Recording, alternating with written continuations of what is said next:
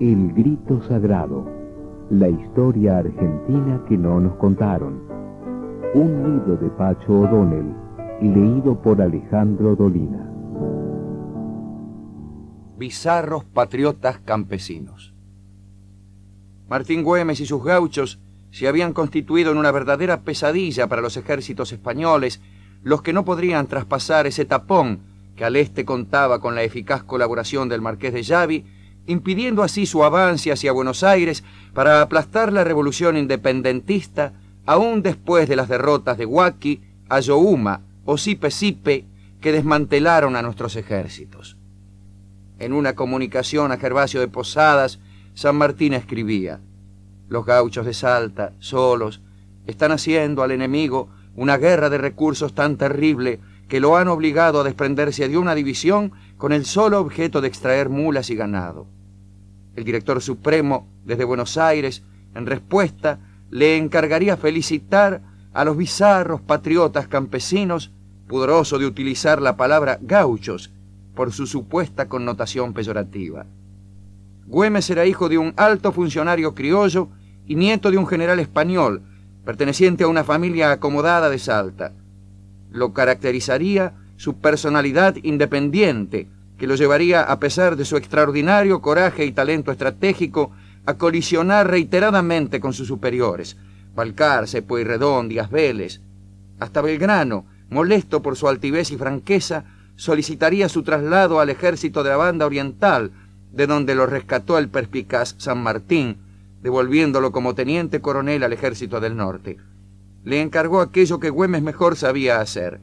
la formación de partidas irregulares para llevar adelante la guerra de recursos. Sus montoneras estaban formadas por paisanos de baja extracción social, con quienes, a pesar de su origen patricio, el caudillo salteño tenía una gran comunicación. Se decía que se esforzaba por adoptar las maneras, la forma y los estilos de sus gauchos, que lo adoraban hasta entregar su vida si Güemes se los pedía. Adoptaba también su forma de vestir, aunque los materiales fuesen refinados, hasta lujosos, destacándose sus bombachas de seda. Para la causa española era indispensable la desaparición de Güemes y sus gauchos. Había sido imposible lograrlo enviando ejércitos en su contra, los que no solo habían sido derrotados, sino también burlados y denigrados. Los valientes salteños, y principalmente los gauchos, nombre que se hizo honroso entonces, acaudillados por Güemes, les abandonaron las poblaciones y les opusieron en la campaña una resistencia heroica. No tenían los invasores más terreno que el que materialmente pisaban, y aunque la caballería del ejército real había hecho considerables adelantos, no por eso fue más feliz esa guerra de detalle a que eran provocados sin cesar. En un combate regular era indisputable la superioridad de la caballería española, pero después de agotar sus fuerzas ensayando cargas sobre unas líneas débiles que se les escapaban como sombras fugitivas, concluían por haber sufrido pérdidas considerables en esas interminables guerrillas sin haber obtenido ventaja alguna.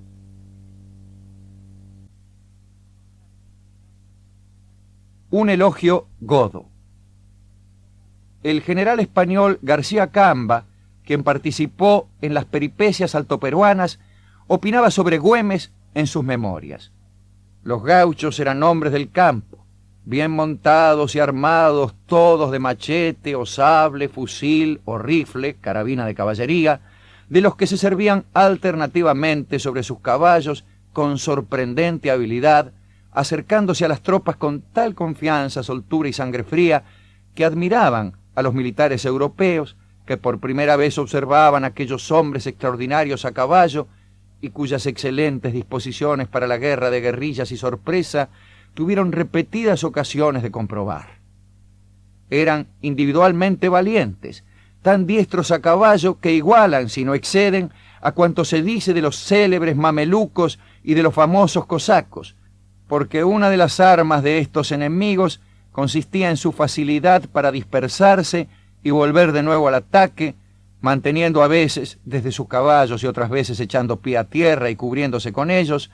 un fuego semejante al de una buena infantería. Güemes bajo la lupa. José María Paz un magnífico militar de escuela, sentía hacia Güemes, un formidable jefe de la guerra irregular de partidarios, una confusa mezcla de admiración y desprecio. Este caudillo, este demagogo, este tribuno, este orador, carecía hasta cierto punto del órgano material de la voz, pues era tan gangoso, por faltarle la campanilla, que quien no estaba acostumbrado a su trato sufría una sensación penosa al verlo esforzarse para hacerse entender. Sin embargo, tenía para los gauchos tal unción en sus palabras y una elocuencia tan persuasiva que hubieran ido en derechura a hacerse matar para probarle su convencimiento y su adhesión. Era adorado de los gauchos, que no veían en su ídolo sino al representante de la ínfima clase, al protector y padre de los pobres, como lo llamaban, y también, porque es preciso decirlo, al patriota sincero y decidido por la independencia, porque Güemes lo era en alto grado. Él despreció las seductoras ofertas de los generales realistas, hizo una guerra porfiada y al fin tuvo la gloria de morir por la causa de su elección, que era la de América entera. Matar a Güemes, misión cumplida. El general español Olanieta dispone que su lugarteniente, el Barbarucho, que acampaba en Yavi con 300 hombres, marche hacia el sur en maniobra oculta y sigilosa con el propósito de alcanzar en el menor tiempo posible la ciudad de Salta, sorprender a los patriotas y cumplir con el objetivo principal, asesinar a Martín Güemes, verdadera pesadilla goda. Entre las medidas que adopta para encubrir esta operación, Olanieta levanta su propio campamento de mojos sin dejar ninguna tropa, fingiendo retirarse en forma ostensible hacia Oruro,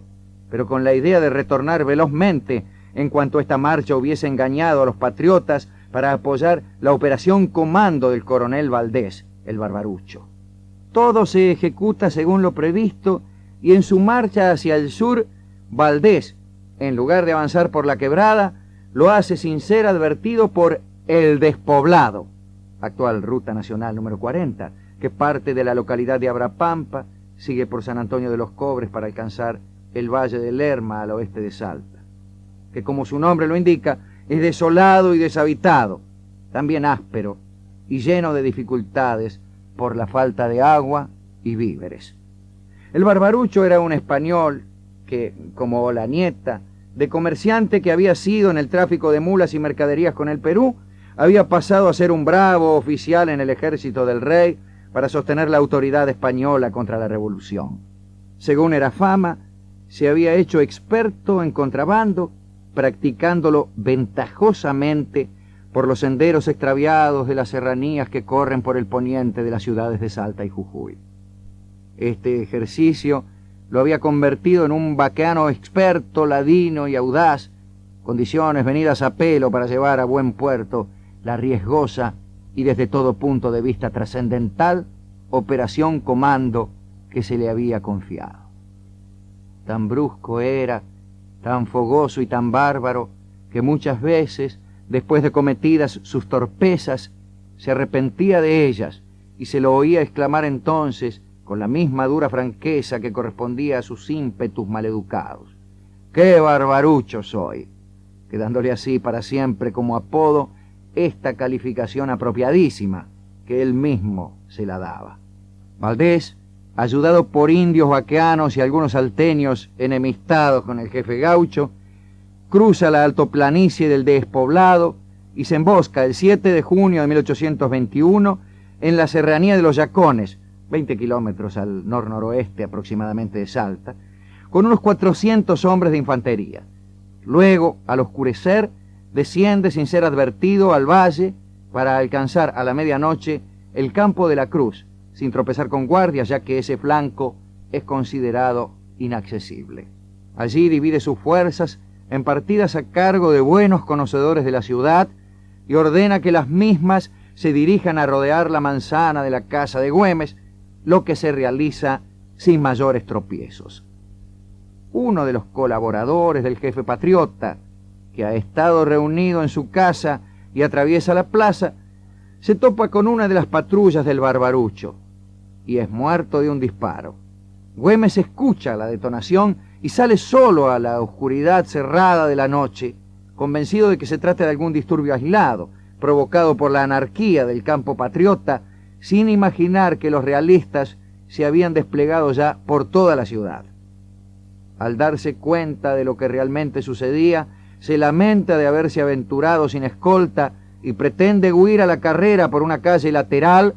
pero cae en una encerrona y es herido, según es tradición, por una descarga en el trasero. Batiéndose con su proverbial bravura, logra subir a un caballo y se dirige al río Arias, donde es transportado en camilla hasta la hacienda de la Cruz, para desde allí continuar su fuga hasta el Chamical, donde fallece, pese a los cuidados de su médico, el 17 de junio de 1821. Valdés, el Barbarucho, el 8 de junio, con su habitual audacia y temeridad, luego del exitoso atentado contra Güemes, había resuelto ocupar la ciudad ante el desconcierto y la sorpresa de los desprevenidos patriotas. Son apresados los principales jefes, unos 35 oficiales, así como armas y pertrechos. Algunos serán pasados por las armas y otros canjeados más tarde por prisioneros españoles capturados por Gorriti en Yala.